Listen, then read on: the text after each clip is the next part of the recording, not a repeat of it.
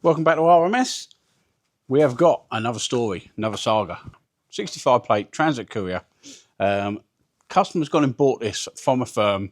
It's got a bit of damage on it, so he knew he had some panels and stuff, so he went and bought it, loaded it up onto his truck, took it home, knew he had some lighting faults, and he's had a mobile fellow out to come and have a look at them lighting faults. Then it wouldn't start. So mobile mechanic's gone through it all and said, you need an ECU kit. That's the only way to get it running again. So he's gone out, he's bought a new ECU kit. It has had the parts cannon fired at it.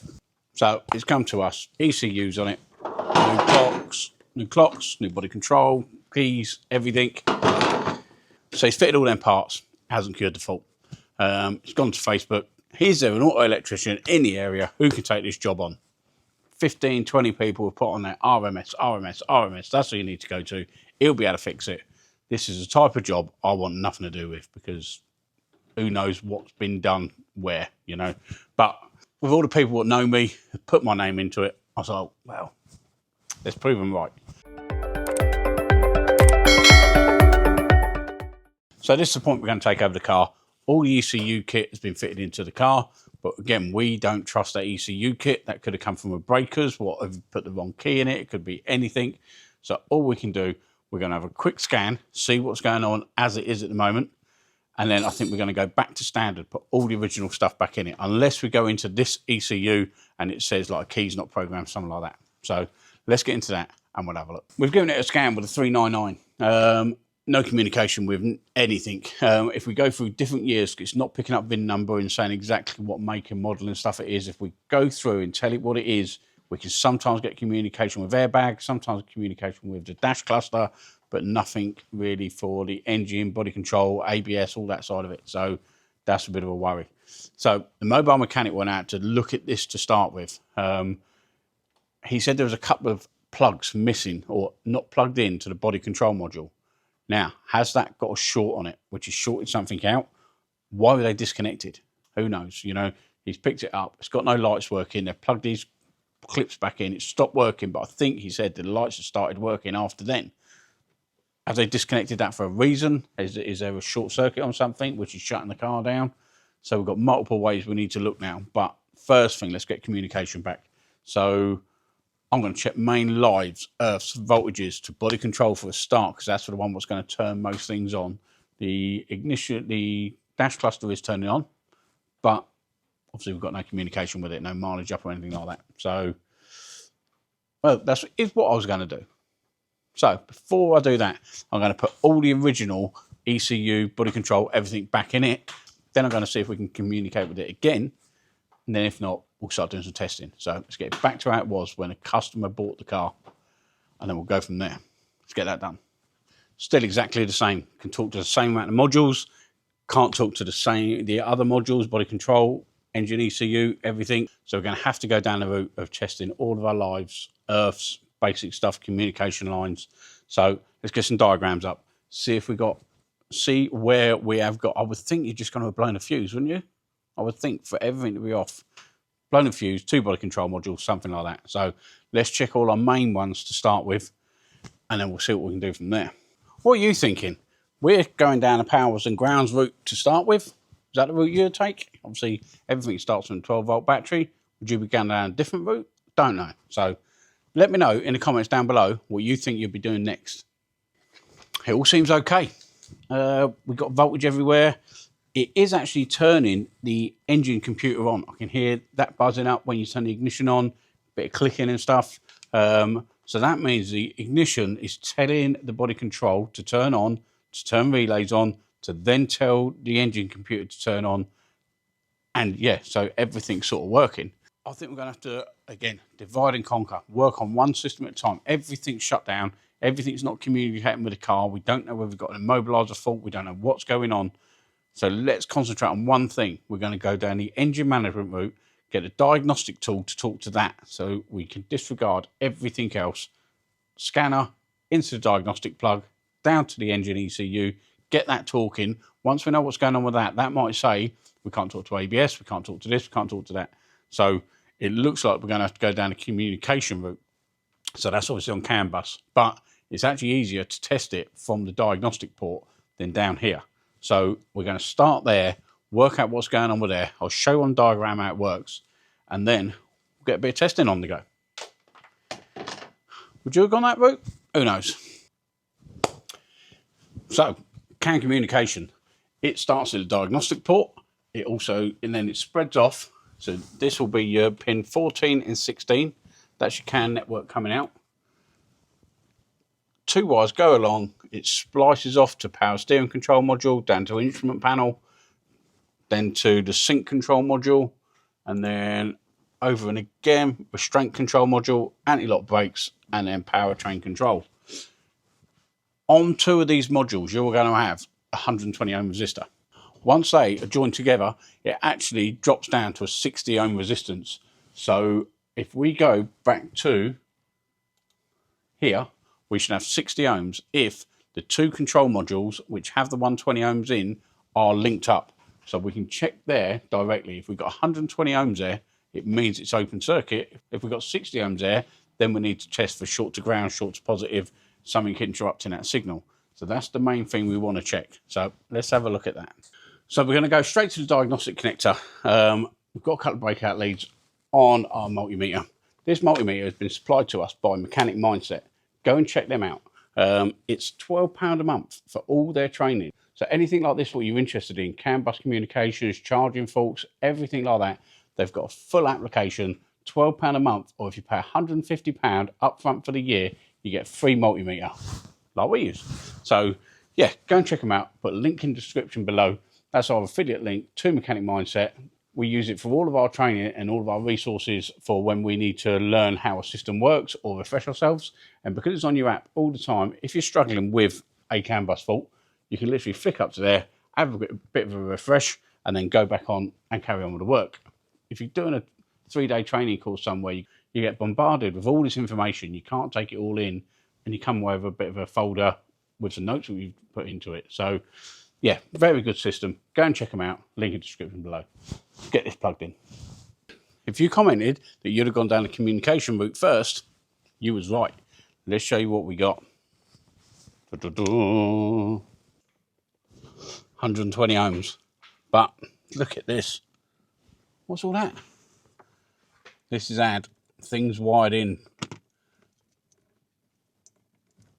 to the CAN lines as well, but they are still connected, which is a surprise.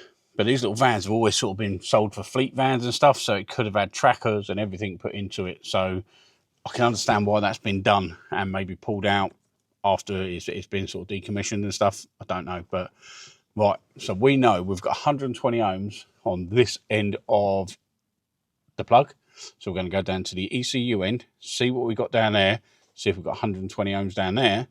If we have, then we can just link in between the two, try and narrow down between this point and the furthest point, which is sort of going to be the engine ECU, where the open circuit could be. So let's go and check down there. So we've gone straight onto the CAN lines onto the engine ECU. We have got another 120 ohm resistance. So 2 things can be happening there. We could have 120 ohm resistor one end and 120 ohm resistor the other, and we're testing that end. Now we're testing this end. There's a break in between, not allowing it to join and become 60 ohms. Or the ECU is connected to the data link connector. That's the 120 ohms we're picking up there is the same as the 120 ohm we're picking up here. And the next one we're looking for is next in line. So that's what we need to try and prove.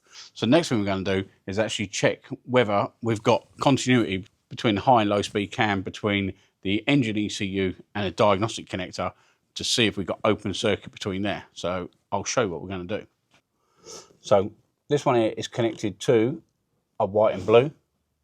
So we're going to leave that one connected in. We're going to remove this one. And all we need to know is whether that blue with white or white with blue is connected to the white with blue down on the diagnostic connector. If they're connected together, then we'll move across to the other one. If it's open circuit, which could be both wires open circuit, could be single one, doesn't matter. It's still not a continuous loop. So let's go and plug this into diagnostic connector, put it onto a continuity test, see if we've got continuity down there. No, we don't have any continuity down that line. So we've checked the white and blue, straight down to the diagnostic connector. We're going to move it across to the other line, which is the blue coloured one. That will show us if we've got any continuity down that side of it. We might have one line open circuit or might have two. If it's only one, we know at least which wire we can trace back. Again, divide and conquer, work our way back. So let's see what we've got on that. You can hear on the multimeter, we have got continuity. Let's knock that off quickly. So we've got it. It's not actually the blue wire. It was the plain white wire. Has got continuity between the diagnostic connection and the ECU, but the white and blue doesn't. So the white with the blue tracer has no continuity through it. So we know what line our open circuit's on. Now we've just got to find it. But we do know outside the car we've got 120 coming from there.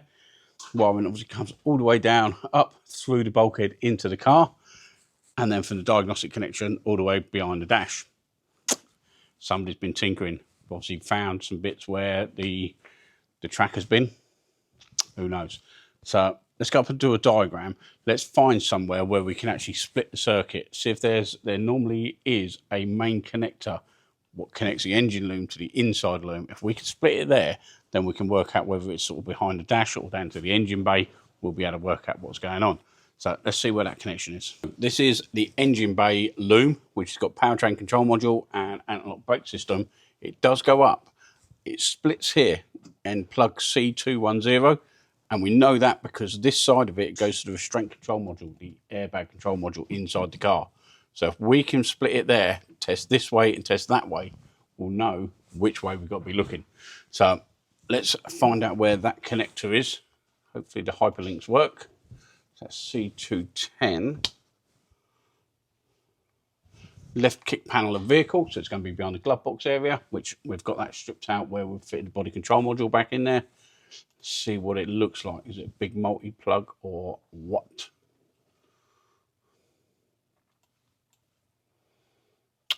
Okay, so we got this big multi-plug. It's going to have the main connections in there. We're going to have our CAN lines in here. So that's where we're going to go to. Split that off. Test one way, test the other. We'll know which way we're going. So I'll go and find that connection. I'll show you when I found it. You're going to be so disappointed. So I went to that plug, found the plug, and I'll show you where it is. Behind the glove box. Expecting to do what we just said we was going to do. And that plug is that main multi-plug down there. This one here.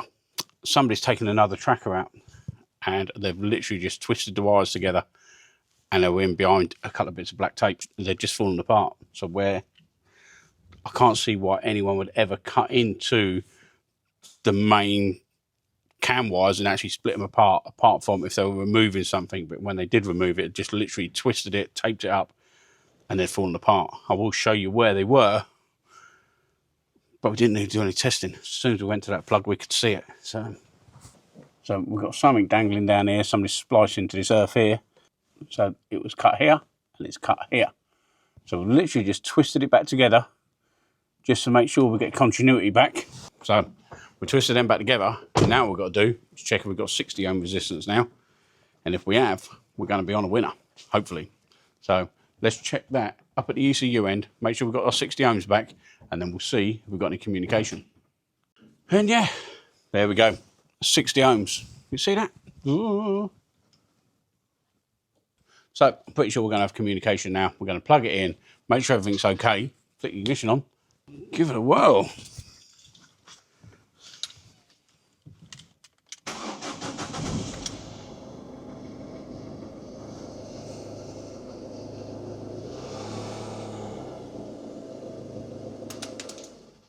Enough for me.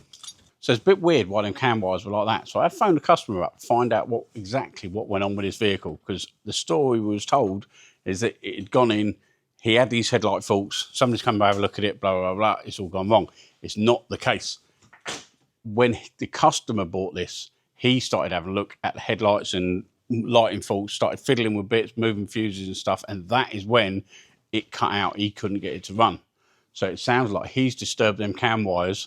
The other mobile mechanics come out, had a look around it, couldn't find it, went for an ECU kit, and that is why it's a bit confusing because it shouldn't have actually happened when you just plugged in them plugs for the body control and stuff. So makes more sense now. So customer caused this fault. Somebody's gone out to have a look at it. Obviously didn't know how to check cam connections as well as we do. That's why it's all gone wrong. So that makes a bit more sense. So there we go. The main job is done. So obviously we've taken this job on mainly because so many people have tagged us in the Facebook page and said, go to him. I'm sure we can fix it. So we've proved we can do that. We don't need to prove ourselves anymore. But so we've shown we can do that. It's going to hopefully keep the customer happy. I need to speak to him now to find out whether he wants us to go through all the other stuff, check all the lighting circuits, put it all back together. How far does he want us to go? Does he just want us to get it running, tell him what the fault is, and he can take it away? Or does he want to pick it up from here, all done, all hunky-dory? So we're going to leave it there for this one. So it's obviously had the parts cannon thrown at it, loads of parts put it on there. It didn't fix it, and we had to go through slow, methodical tests. Found it fairly easily, as you see, but yeah, it's another one done. So let's see what he says about that. Thanks for everyone on the Facebook page what recommended us. Obviously, our reputation's big anyway around here, but now it's getting worse with the YouTube side of it going on.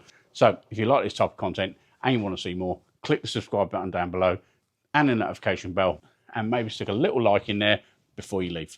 Thanks very much for watching. We'll see you next time.